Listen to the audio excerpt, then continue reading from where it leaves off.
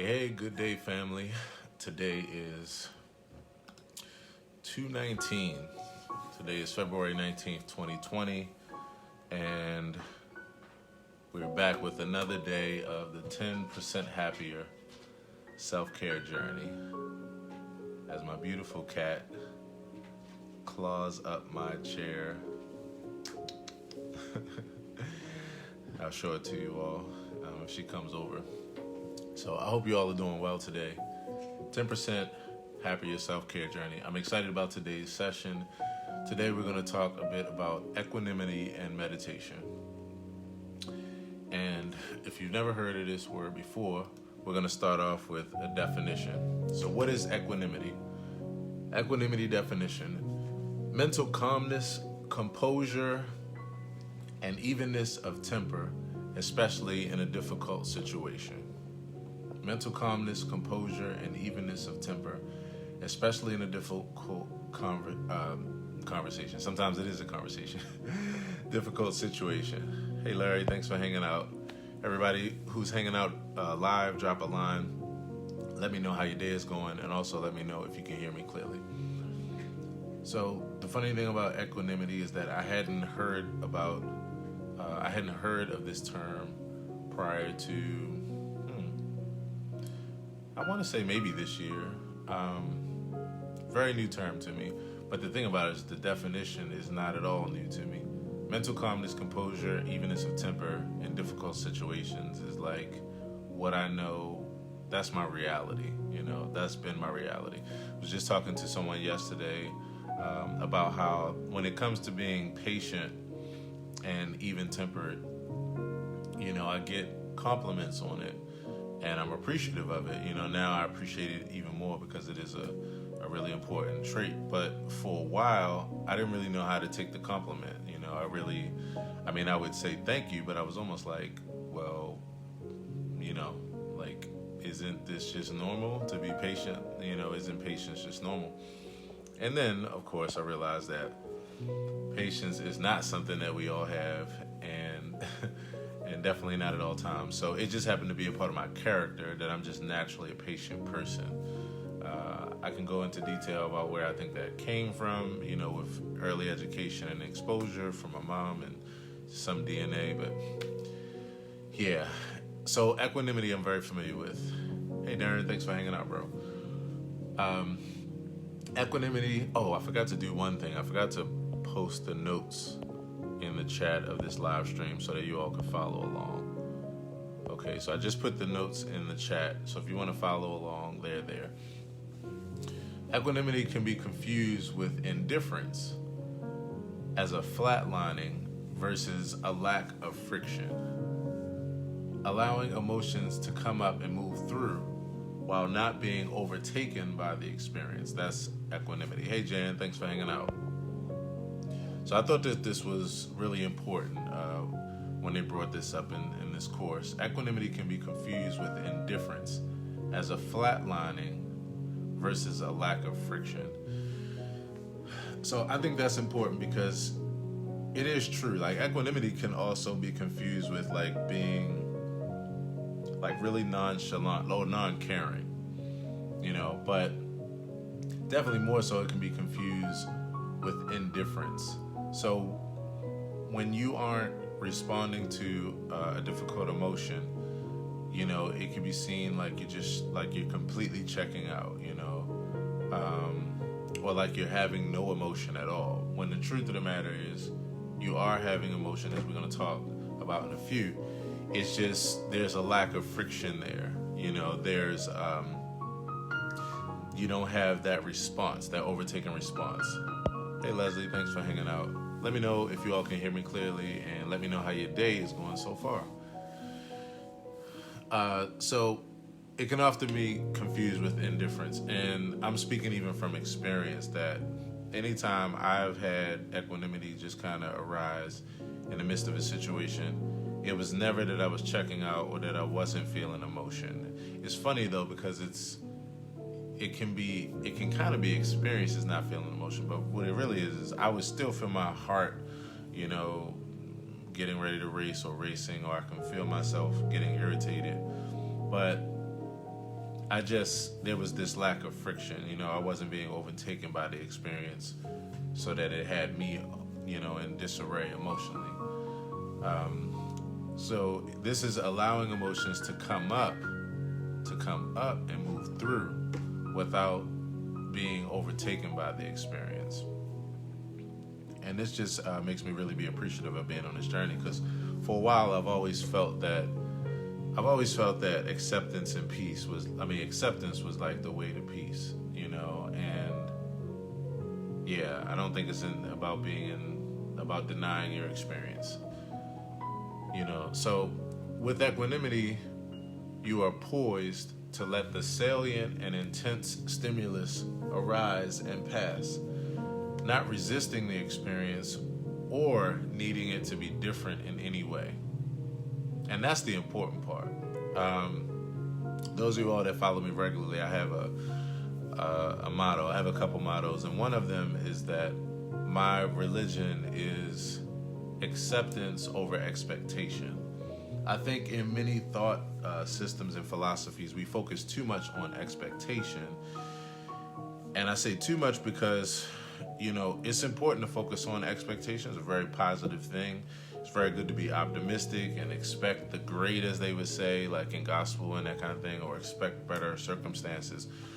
But the truth of the matter is that you can get too hung up on expecting things to be better. You can get too hung up on expecting great or expecting better. And I say too hung up because there are points in life when inevitably, no matter how much you expect different or change or something different, it's not going to change because it's just inevitable. That's life at that point, whatever it is, whether it's a sickness, whether it's you don't have a job or didn't get a job, or you want to be with someone who really does not want to be with you, like whatever it is. At some point, expectation is really can be a form of willful ignorance. And I think what happens is we don't think about that a lot of times when we're dealing with our positive and optimistic philosophies, because it is, to a particular degree, really good to stay in expectation mode. But at some point, I realized that acceptance was actually the more important trait, because acceptance allows you to expect when it was reasonable and rational, and when it wasn't, it just allowed you to accept the reality of what was. And like I said here, not resisting the experience or needing it to be different in any way. In order for us to be at peace in life, whether it's living in peace or even resting in peace or going to our rest in peace, we have to be we have to get used to being able to have an experience and not resist it or needing it to be different in any way. Because then you have, as people would say, a peace that passes understanding, so to speak. And I'm just using that because a lot of people refer to that or, can relate to that as far as like Christian theology when it comes to these kind of things. To me, that's what that is.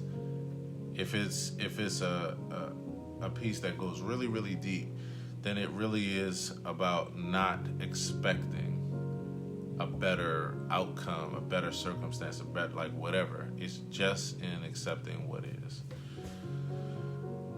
Equanimity offers us a container in which to hold the full range of our experience, the ability to stand in the middle of whatever is happening with balance, strength, and stability. There is a strong presence of inner calm, well-being, and integrity that keeps us strong and balanced. And to me, that's like the real articulate and straightforward and succinct way of everything I just rambled about for the past couple minutes. It offers us a container in which to hold the full range of our experience. And it's the ability to stand in the middle of whatever is happening with balance, strength, and stability. A strong presence of inner calm, well-being, and integrity that keeps us strong in the midst of what we're dealing with, so that it does not have to change. Because at some point in life, we have to plot it. I have seen so many people in the strongest and deepest of their theologies and philosophies of expectation be at a place of confusion when they're dealing with something that inevitably is not going to change, no matter how much they pray, no matter how much they do whatever. And I've noticed, because I study psychology, like, to a deep degree when it comes to life, everything, my fascination with everything, music, business, social media, relationships, everything is about psychology. And I started noticing, like, wait a minute, we don't see this actually. We're kind of naive to this in the deepest of our spiritual traditions and philosophies, that there's a time when we're actually expecting ourselves into willful ignorance and naivety, because there's when we deal with certain things that where we can expect, then we use that to reinforce, like, this is how we know it's true, that you can do this and expect this and this.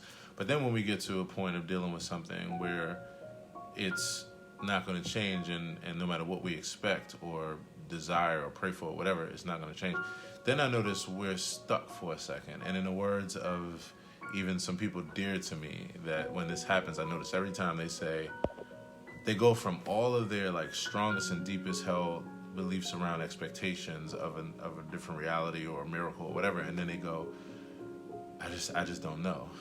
I don't know. And they don't even realize, I noticed this in studying, they didn't even realize that this is what it was. They had expectation, and while they had good reason to expect, because things were changing in that way and things did change, to their liking, it made sense. Their belief was true. But then when it came to something that didn't go that way, then they didn't know how to really cope with that.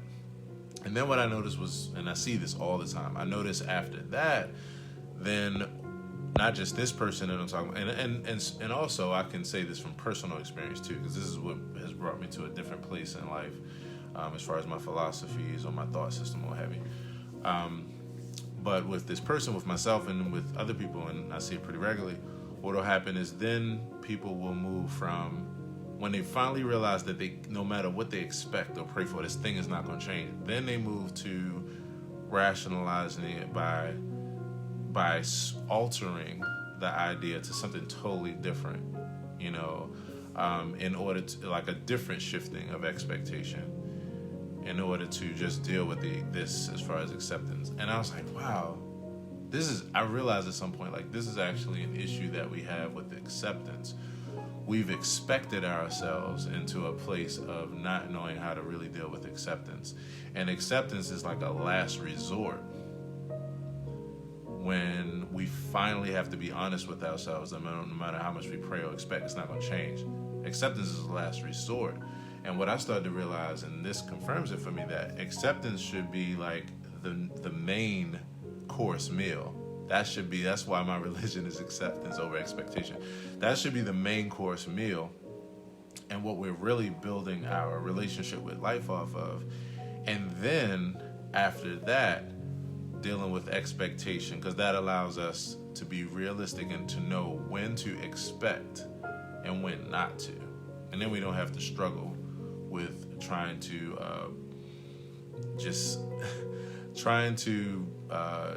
cope with the fact that we realize, like, something's wrong with what we were feeling, or not something's wrong, because most people won't say it that way, but that our belief isn't necessarily working in this instance. So anyway, sorry to go so deep on a tangent, but I can't really help it, because I see how this really ties in, right? So, okay, 2 more things, and then we'll end on a short practice around meditation. So this is from the meditation teacher Gil Fronsdal. This is a direct quote from Gil. As inner strength develops, equanimity follows. And I really appreciate that quote. As inner strength develops, equanimity follows. Hey Marcus. Hey Jewel. Hey Russell. Hey Leslie. Hey Bunjo Butler. Thank y'all for hanging out. And then this last thing that I'm going to share is a part of a major study that was done. One major study demonstrated that in response to emotionally charged stimuli, meditators showed increased activity in the amygdala and also frontal regions. Now, real quickly, the amygdala is an almond-shaped set of neurons located deep in the brain's medial temporal lobe, shown to play a key role in the processing of emotions. It forms part of the limbic system. So this is really connected to the processing of emotions, for those that have never heard that or don't know what the amygdala is. So one major study demonstrated that in response to emotionally charged stimuli, in this case it was babies crying and people screaming and that kind of thing, meditators showed increased activity in the amygdala and also the frontal regions. They were experiencing negative emotion just like anybody else while remaining in control. They were experiencing the emotion fully with composure and without suppressing the experience. So that's that, without needing it to be different. I really appreciated this study because what it really shows is, and this is another deep thing, so I'll probably go off on a short rant, or not so short. So I'll start off by saying, short story long, when it comes to meditation, and even when it links back to our thought systems, our spiritual traditions, our religions, a lot of the figures that we idolize or that we worship or that we model, we have set our standards to where we model our lives behind. We paint these figures as people that get to a point where they demonstrate these positive characteristics because they don't necessarily feel. Meaning like they've overcome the process of, say, like something disturbing them. Like they get to this place of, as we call it, like what do we call it in Buddhism? I was going to say nostalgia, but it's not nostalgia. It'll come back to me, but it's it's the place of where nirvana. That's what I was looking for. Where you're at this place where things don't really bother you and that kind of thing. But what I realized is, like, at some point I stopped believing in it. I was like, nah, I think that the truth of the matter is that's actually unrealistic, and I think these are like created constructs. These are human mental constructs that we've created and we idolize. But I don't think that's at all realistic or ever been realistic. I think that's just what we, in our desire to be better people, and the fact that we have the kinds of brains that can put together mathematical like theories and equations. We have an imagination, so we can put together something that is real as far as our imaginations, but it might not be real as in like actual real life, like a real example. So I believe that that's what we do there. I believe what's more realistic is something that I learned from reading an article. I want to say it may have been Herbie Hancock, reading an article several years ago where a famous improviser and jazz musician was interviewed to talk about improvisation and what the process is. How do they do it?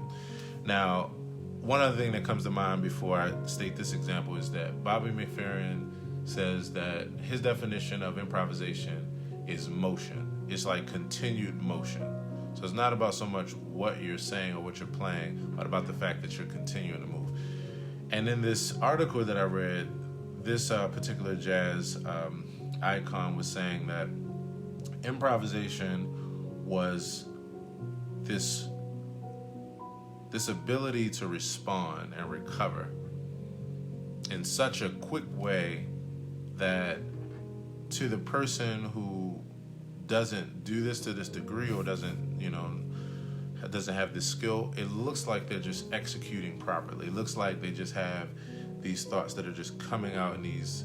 Now the funny thing is, it's really like two sides of the same coin, and that's why I think we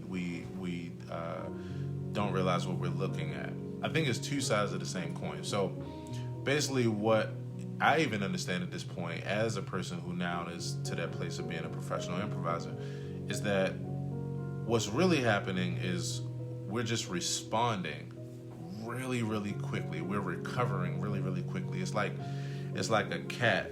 You know, if my cat was in here and if I picked her up and just randomly tossed her up in the air, she has this ability to hurry up and turn over and land on her feet, no matter what direction I throw her and how I do. It's just a reflex. And so that reflex can make a person look like they're executing perfectly when what they're really doing is just recovering so fast and so well that to your eyes it looks like they never experienced anything. It looks like they're executing perfectly. And so that's what I really, really deeply appreciate about this, because meditation and mindfulness and all these things that we espouse is not about being like invincible and not having emotion. It's about having the emotion but being able to respond so fast that it doesn't take you out of your place of being even keel or at peace. It doesn't throw you off your square, as we would say back in the day, in the 90s, right? It doesn't take you off, doesn't throw you off your square. You know, it looks like it just doesn't bother you when really you're just responding really fast. So these meditators in this study, this scientific study, they were experiencing the negative emotion, no different than a person who doesn't meditate. While remaining in control, they were experiencing the emotion fully, but with composure and without suppressing the experience at all. I think the key to life and the key to true peace is not expecting better. It's actually being able to be in the midst of any situation, not needing it to change one bit, while still remaining in full control, full composure, at a place of peace and even keel and even temper. All the things that we learned in the very beginning of this session. And so once again, for those that just joined, thanks Stephanie, thanks Brian for joining. To give a definition again, because I feel now it's appropriate to go right back to that with this wrap up. Equanimity is mental calmness, composure, and evenness of temper in a difficult situation where you don't need it to change. So on that tip, we're just going to end off this session with what I call the 30-second meditation technique and a few moments of mindfulness. So you can do this no matter where you are. You don't have to be seated. You don't have to be in an environment with candles or music or anything like that. You can do this while you're waiting in line. You can do this while you're driving. You can do this while you're laying in the bed. The goal is to take 3 deep breaths and have 10 seconds of mindfulness. So I'm going to close my eyes. You can as well, wherever you are. And we're going to take a deep breath in through the nose and exhale through the mouth. And we're going to take long inhales and exhales. So let's take a deep breath in and out.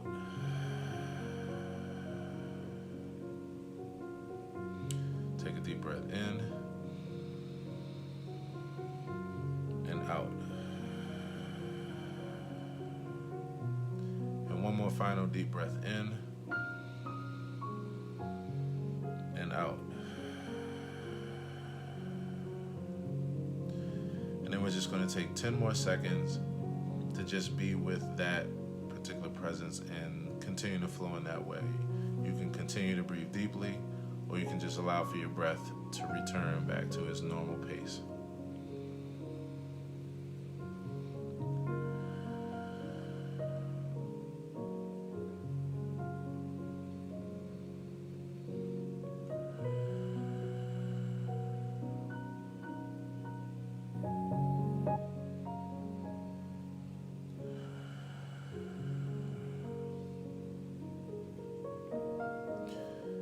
So I just want to invite you to the idea that, you know, whatever you've been flowing through and dealing with over the course of your day so far, if you've experienced some tough emotions or some really, you know, negative stimuli or emotions at any given point, no matter what it was, whether it was someone cut you off in traffic or you got into an argument or whatever it is, I just invite you to revisit that experience and whatever it felt like to you, whether it triggered you in a particular way, whether it made you feel a certain kind of startled emotion or gave you fear or whatever, I just invite you to experience that emotion, to just reflect on it, but to use this process of going to your breath and taking a moment to breathe deeply to just de-escalate that feeling, or to be an alternative response to that feeling.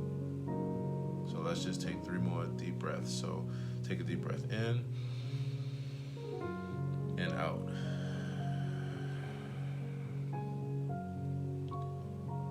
Another deep breath in and out. One final deep breath in and out.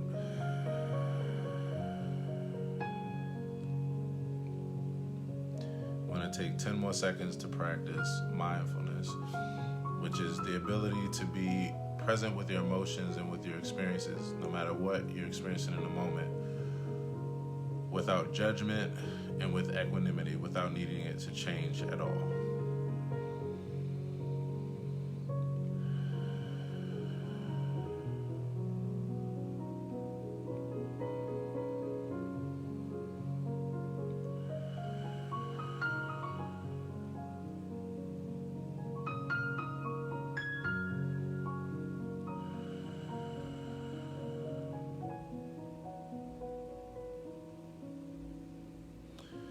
That, I invite you back into the stream if you're on a live stream.